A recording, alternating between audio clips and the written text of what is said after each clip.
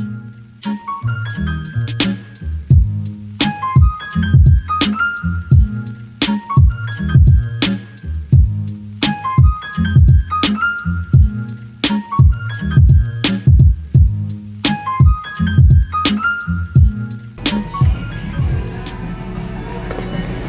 hello there, and welcome back to Between Two Tattoo Chairs.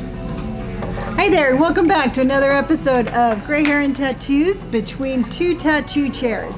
My name is Lonnie, and I have Mr. Brian Dell back, Hello. and we are going to be just having a conversation. Not too long ago, I reached out to both Instagram and TikTok, and I asked for questions for Brian, questions for me, just basically questions like about the tattoo industry, about tattooing in general, about, being older. I am 57, and having tattoos. And you know what? I was really impressed with a lot of the response that I got, and I thought it would be, a good time. Let's do this. Let's do this. And thank you for viewing back in with us again today. Yes. Now, Brian Dell here is my artist, my tattoo artist, and we are at Dedicated Tattoo, as always. in Temecula, California. Yes, indeed. We're gonna be like word. Okay, so let's just jump right into it with a question that we got for Brian. And I gotta tell you, they had a lot of interesting questions this time, so I'm pretty excited. So, first one, and we were talking about this the other day. Does white ink hurt more than other colors when you're getting your tattoo? Not usually. What happens is, at the end of the tattoo, most artists, what they're going to do is they're going to wait and put the lightest colors in the tattoo at that point.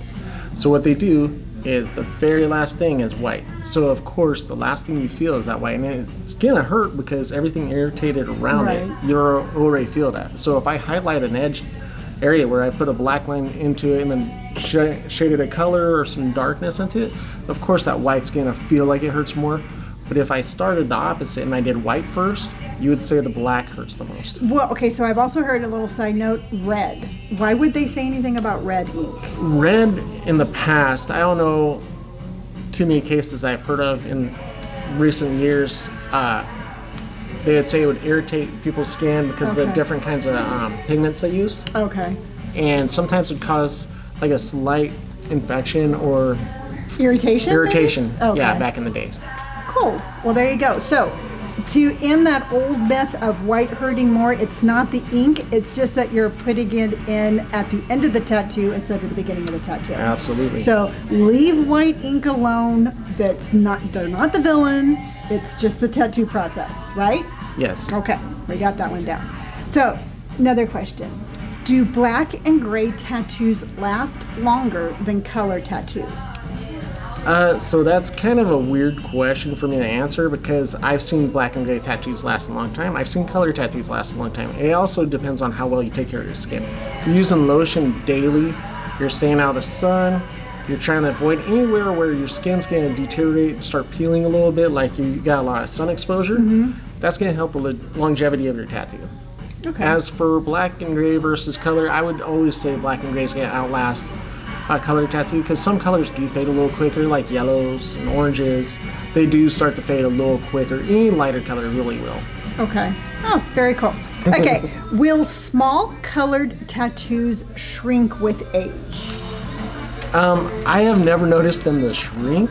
If anything, as you get older, what will happen is the ink starts to expand a little bit and it'll get a little bit more blurry. I wouldn't say that it ever would shrink.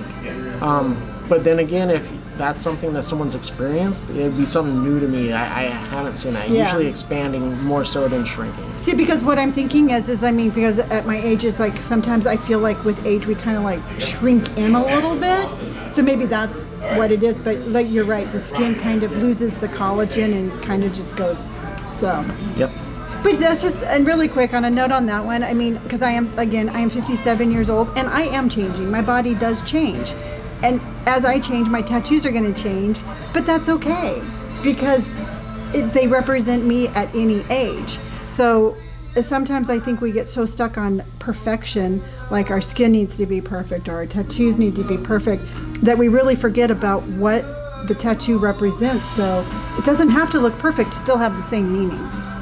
So, well, and to add to that, for me, when I first started getting tattoos, one of the things I used to think was, my daughter was really young at the time. I thought, when I get old, and people used to ask me this question all the time, what do you think your tattoos will look like when you're older? I used to tell them the same thing. I don't care. When I have grandkids and children around me and I'm old, I'll just let them take a Sharpie to my skin and color in what they see. If they see a dragon, it's a dragon. It doesn't matter. Yeah, and I think as an older person, that philosophy and that question absolutely has no merit. It just doesn't really matter. So, anyway, my turn. Okay, do you ever wish you had changed the placement of a tattoo?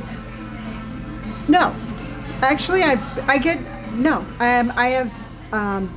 I'm very fortunate to have the best tattoo artist ever. And that's one of the things. Thank you. You're very welcome. But that's one of the things that I do love about you a lot, is that when I come to you with a tattoo design, you're very aware of how it's going to look on that particular part of my body. So if I say, I want this here, you will be like, no, it would look better in a different spot. So I'm very fortunate to have you with that experience, that I haven't put a tattoo in an area that doesn't look good and I wish it was going somewhere else. And that experience comes from other people helping guide me too.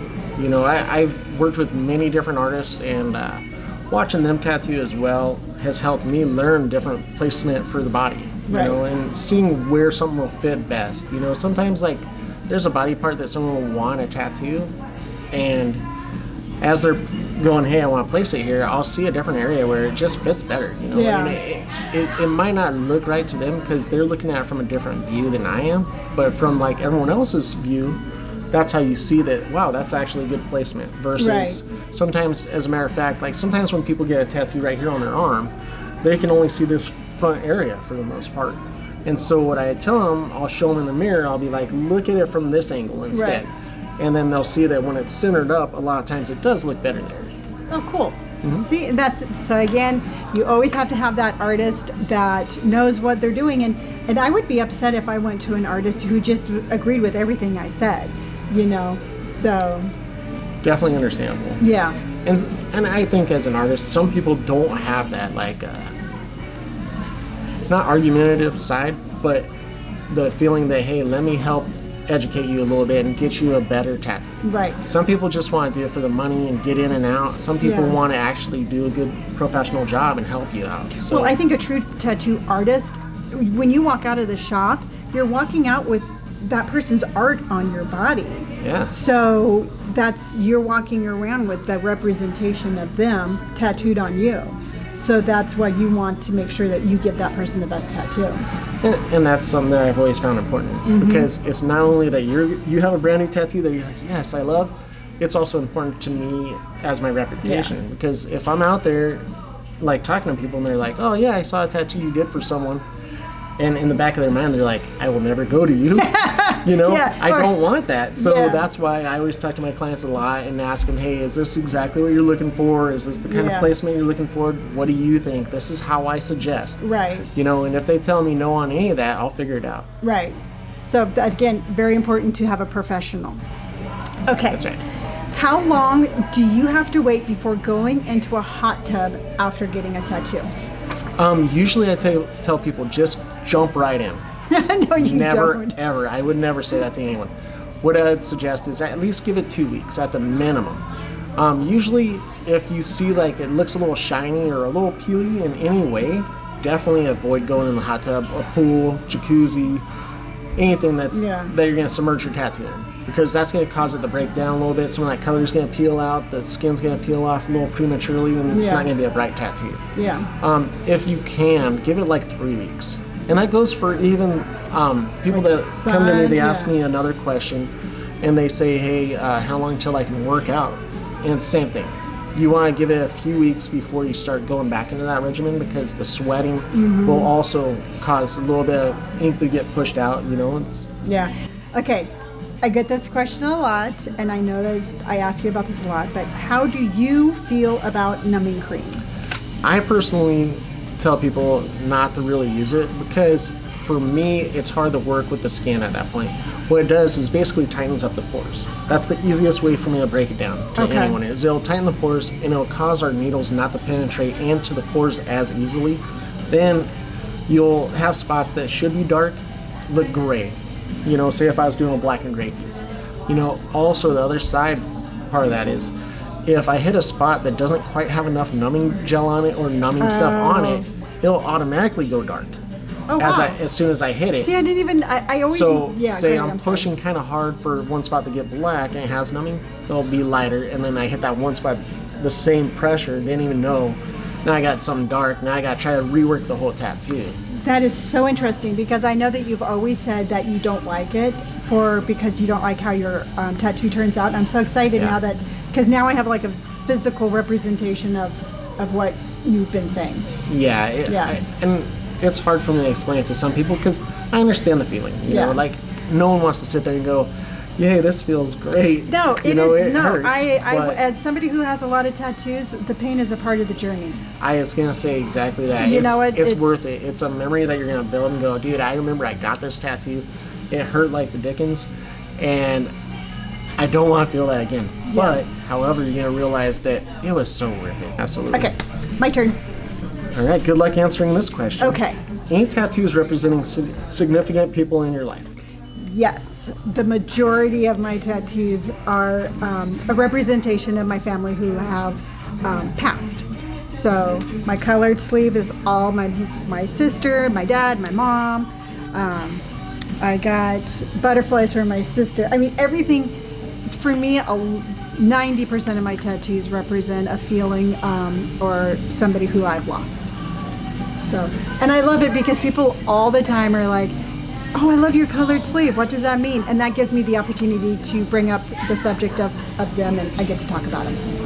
Now, I will say this: as a collector of tattoo art, do you find that every tattoo needs to be represented that way? No, I don't. I sometimes, like my hand tattoo. My hand tattoo has absolutely no meaning other than I absolutely love my hand tattoo. So it really depends on where I'm at and what I want out of that tattoo. So if I'm in a spot where I just want to remember them a little bit more, I'll get a tattoo representing that. If I just want a tattoo because I want a damn tattoo, I'll get a damn tattoo. Okay, this is a good one, and I'm just gonna say it. But can you tattoo over spider or varicose veins? I will say that as far as I know, yes, because I also had some on my own leg that I tattooed over, and it was fine, you know. And also for the varicose veins that I tattooed over, I did shading over it. I didn't do any line work over it, so that might be a different element too. I guess it would depend on how severe and how big too. Yeah. Awesome. Okay. Somebody asked, I have psoriasis. Can I still get a tattoo? Now that's something for me. I would say speak with your doctor first, because I'm not a physician. I don't deal in that aspect of the world. So I would suggest going and seeing a doctor first, asking them what they would suggest. And then also the other side of that would, if they did okay it, just start with something small, maybe a little daisy or something, just to see if your skin will handle it, no problem. If not, at least it's a small area. Now, would you recommend any, like if somebody has any sort of pre-existing medical condition, to talk to their doctor before getting a tattoo? Absolutely. I always tell people see a doctor first. Okay. No matter what it is, if you have conditions already, always see a physician or a doctor. They're a professional. They're going to know your body best. Yeah. You know, me as a tattoo artist, I only know the skin element and what I do, you know. Okay. So if it's something that might cause you an infection or might cause you a long time to heal up, you know, I'd feel terrible for anyone, you know. Okay. That's why I always tell people. My turn. Good luck answering this question. Oh gosh. What is your oldest tattoo? My oldest tattoo is barbed wire around my ankle, and I got that 27 years ago. Now, was that due to Baywatch? Oh Lord, I know that. Okay, Pamela Anderson she came out with that movie Barbed Wire, something. Yeah. So she made it very popular, but she put it around her arm. Yes. Whereas mine, I actually, backstory to that one is, this one does have a meaning, but I was getting out of a bad marriage and I felt trapped.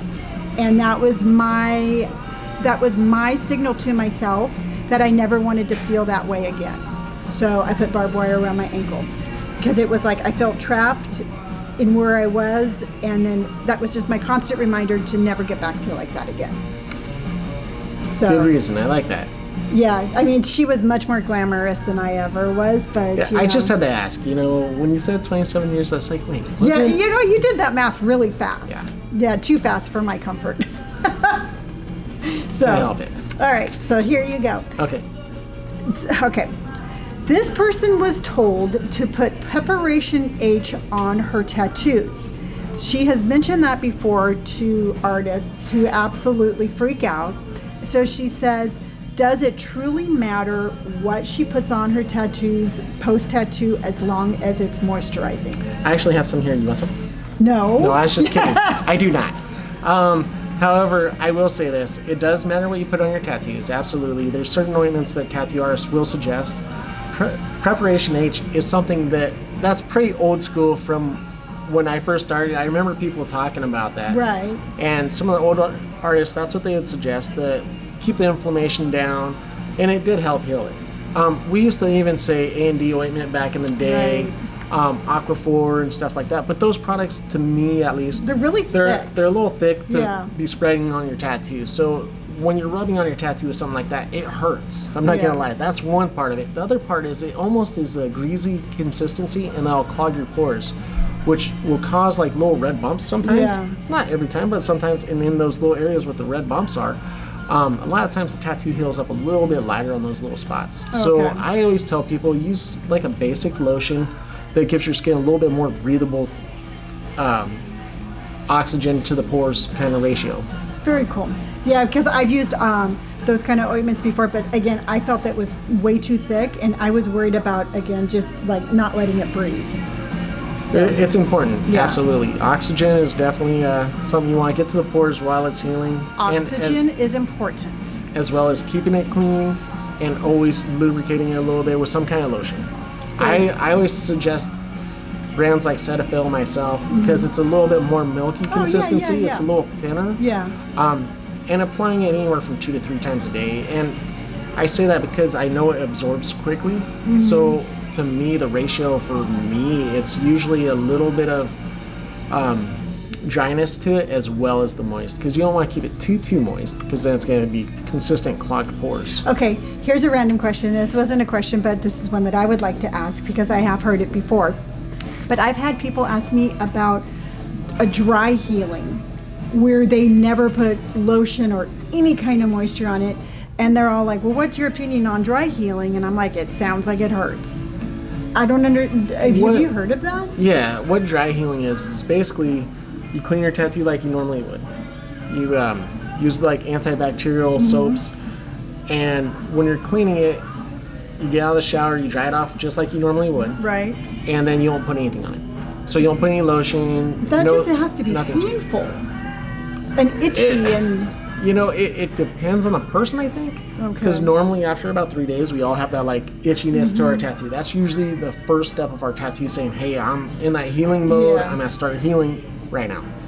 With that, it would be something that comes a little bit sooner, like maybe on the second day, and continues for 2-3 days. I had a friend that would usually do that, and his tattoos did heal up fine.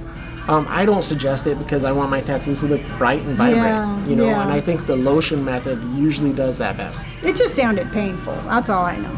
Okay, my turn. Okay, this one.